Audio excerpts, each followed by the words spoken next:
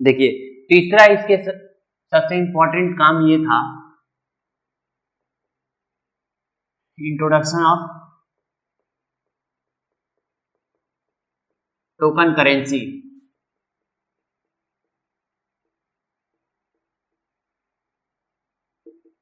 ये 1329 में जब ये दिल्ली वापस आ गया दौलताबाद से, तब ये काम किया। देखिए ये किया क्या कि जितने भी चांदी के सिक्के चलते थे, that was issued by Alauddin Khilji, तो चांदी के सिक्कों को इसने बोला कि चांदी के सिक्के सब लोग टकसाल में जमा करिए ट्रेजरी में, और उसके बदले में तांबे के सिक्के लेके जाइए, और कॉपर कॉइन को इसने इशू किया।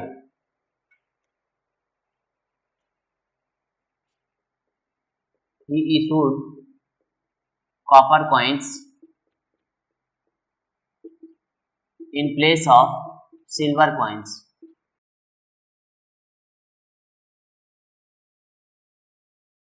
चांदी के सिक्के के बदले इसने तांबे के सिक्के इशू किए। अब उसी समय प्रॉब्लम क्या हुआ भाई, ये सिल्वर का जितना वैल्यू था, value as per the value of silver, टाका, ये टाका कहलाता था ना, सिल्वर वाला चांदी का टाका कहलाता था, और कॉपर वाला जीतल। तो कॉपर का सिक्का ये जारी करता है, बोलता है कि चांदी के जो टाका हैं उनकी वैल्यू तांबे के बराबर होगी। और उस समय एक प्रॉब्लम ये हो गया था कि चांदी और तांबा का वैल्यू सेम हो गया था, लेकिन he could not prevent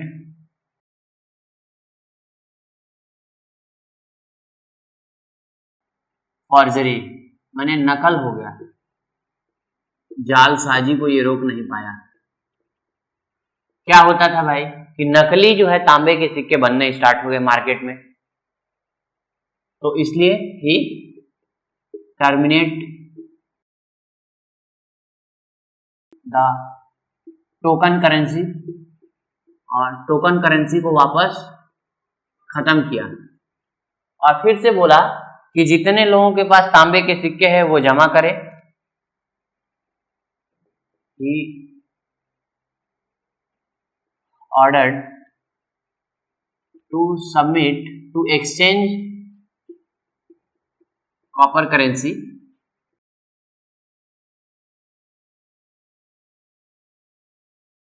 to silver coins,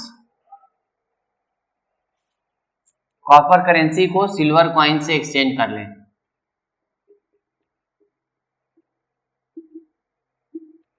तो इससे नुकसान ये हुआ कि जो भी राजशाही खजाना था, राज दरबार का खजाना, वो खाली पड़ गया, एंड दस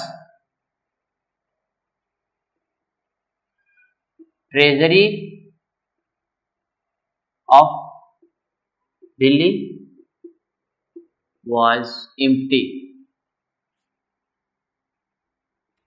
शाही खजाना को बहुत नुकसान सहना पड़ा, क्योंकि चांदी जो जमा किया गया वो तो यही सोच करके किया था कि हम जितने चांदी हैं उनको अपने पास रख लेंगे, और उसके बदले में लोगों को तांबा, जो कि बहुत ही कम कॉस्ट पे तैयार होता है, उसको हम दे देंगे। और इसके करने से क्या हुआ कि पूरे राज्य में चांदी का जो स्टॉक है वो ज़्यादा हो गया, बहुत वैल्यूएबल मेटल है चांदी। लेकिन बाद में कुछ ऐसा हुआ कि जो व्यापारी थे, ट्रेडर, तो ट्रेडर ही हर समय गोलमाल करते हैं, तो ट्रेडर क्या किए कि इसका नकल बनाने लगे, डुप्लीकेट बनाने लगे, और डुप्लीकेट बनाने से फिर प्रॉब्लम होने लगा। तो पागल बादशाह था, तुरंत एक्शन ले लेता था, सोचता नहीं था।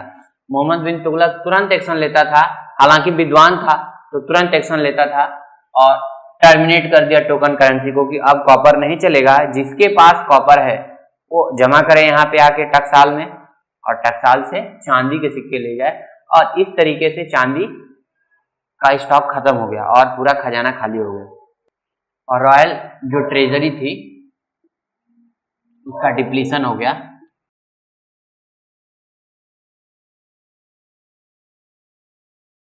उसका अगला जो है एम्बिगुअस प्रोजेक्ट था खुरासान एक्सपेडिशन। मोहम्मद बिन तुगलक ने खुरासान पर चढ़ाई किया, अभियान, खुरासान अभियान, जो 1329 में ही हुआ, तो खुरासान में उसने लड़ाई लड़ी। एक्चुअली में उसके दरबार में खुरासान तुर्क रहते थे और खुरासान तुर्क रहने के प्रभाव से वो सोचा कि खुरासान में जाकर के अगर हम अटैक करते हैं तो उसको हम अपने अंडर में ले सकते हैं। तो खुरासान पे इसने एक अभियान चलाया, खुरासान अभियान।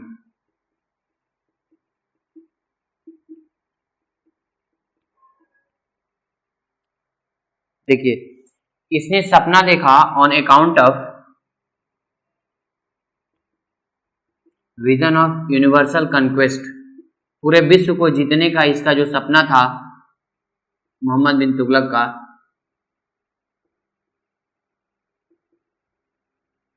he moved to Khurasan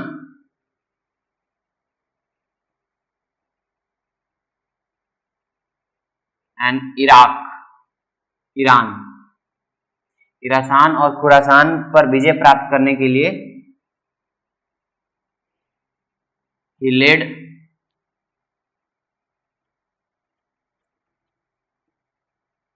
a huge army, बहुत बड़ी सेना को संगठित किया। तो इसमें बहुत खर्च हुआ, सेना संगठित करने में बहुत पैसा खर्च होता है। तो इसने खुरासान और ईरान को जीतने के लिए इसने एक बहुत बड़ी सेना बनाई और ये ऐसा it was due to the Khurasan people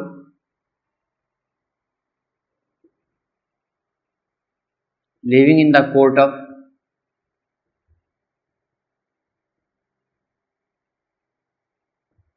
Tughlaq, Muhammad bin Tughlaq,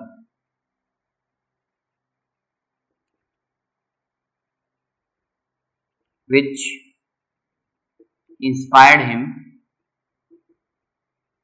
तो ये बात उसको प्रेरित किया कि हम अगर खुरासान पर जाकर के अटैक करते हैं तो खुरासान के लोग तो ऑलरेडी हमारे कब्जे में हैं और पूरा खुरासान हमारे कब्जे में हो जाएगा। लेकिन वहां पे जब ये अटैक करता है तो देयर वाज एन इनस्टेबिलिटी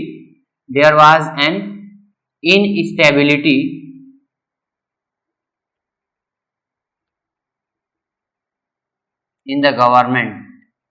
जो वहां का रूलर था वो अस्थायी नहीं था, चेंज होता रहता था।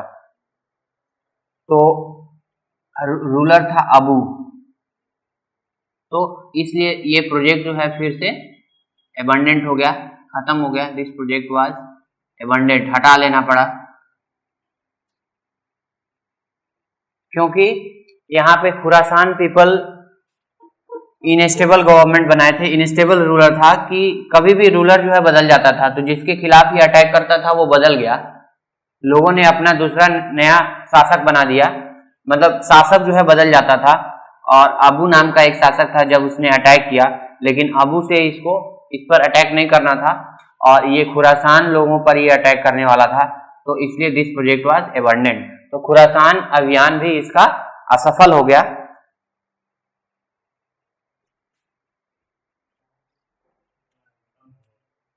Qarachil expedition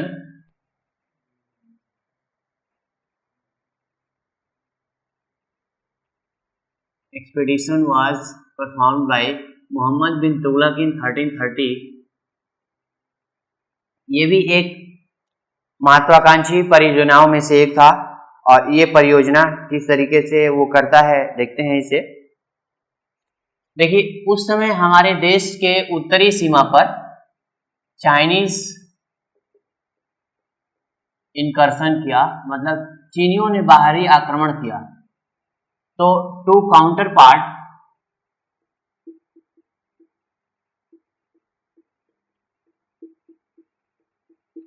Chinese इनकर्सन,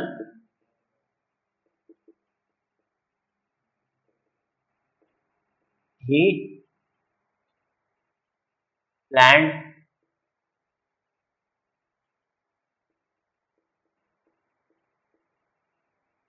Karachi expedition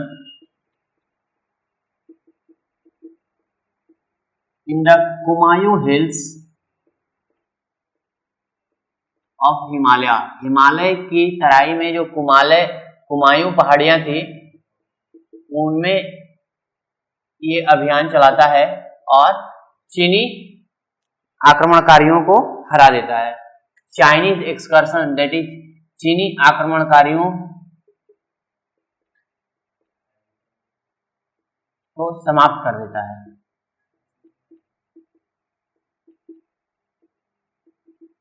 चीनी आक्रमण को खत्म कर देता है, मतलब इसने सेव किया दिल्ली सल्तनत को फ्रॉम द चाइनीज इनकर्शन। तो चाइनीज इनकर्शन के समय इसने कराची एक्सपेडिशन चलाया जो कि हिमालय के कुमायूं हिल्स के अंदर थी। और ये कराची एक्सपेडिशन से ये होता है कि चीनी आक्रमणकारियों को ये खत्म कर देता है और दिल्ली सल्तनत की सीमाओं की रक्षा करता है। लेकिन होता क्या है इसमें, the Karachi expedition was highly successful. ये तो सक्सेसफुल होता है, वॉज सक्सेसफुल, बट प्रॉब्लम क्या होती है, बट द इन्वेडर जो आक्रमणकारी होते हैं इसके तरफ से, दिल्ली सल्तनत की तरफ से जो सिपाही होते हैं, इनको बहुत कष्ट का सामना करना पड़ता है terribly in the rainy season. उसी समय बरसात आ जाती है, भीषण बारिश आ जाती है। तो कभी अकाल पड़ता था तो कभी बारिश आ जाती थी और इसकी वजह से इसको बहुत नुकसान सहना पड़ता था। तो जब इसने कराची एक्सपेडिशन अभियान जब चलाया तो उस समय इसके पक्ष के जो आक्रमणकारी थे, जो डटकर सामना किए चीनी आक्रमणकारियों का, तो ये बहुत सफल रहा। लेकिन इसके सैनिक जो है बरसात के सीजन में, बरसात के मौसम में बहुत बुरी तरह से संकट का सामना किए। रेनी सीजन में ये बहुत सफर किए, तो ये भी प्लान अनसक्सेसफुल हो गया। In 1351 he died in Thatta.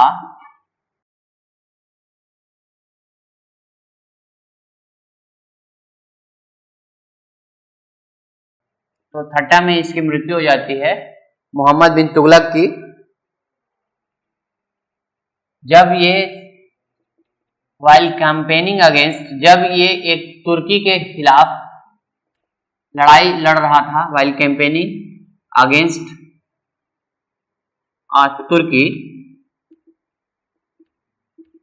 जिसका नाम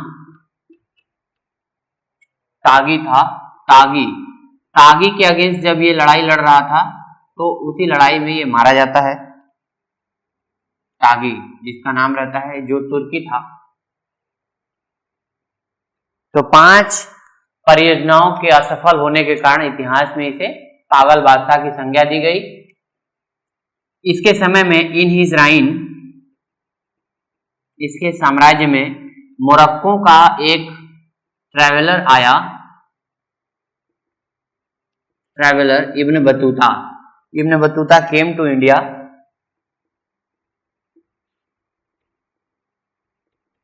इब्न Battuta came to India, Bharat में आया।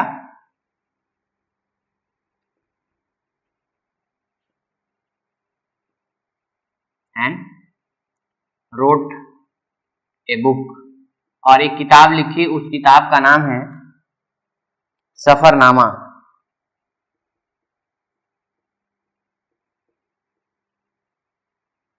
या राहिल, रिहाला। इस किताब को रिहाला या सफरनामा के नाम से कहा गया। तो जब ये मोरक्को से भारत आया, ही मेड काजी, इसको काजी बना दिया गया ऑफ दिल्ली सल्तनत।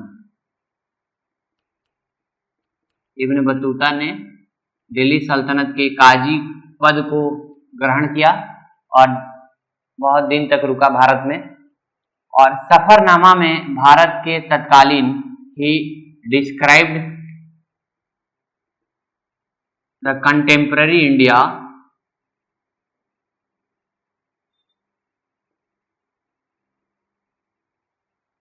इन सफरनामा, और रिहाला।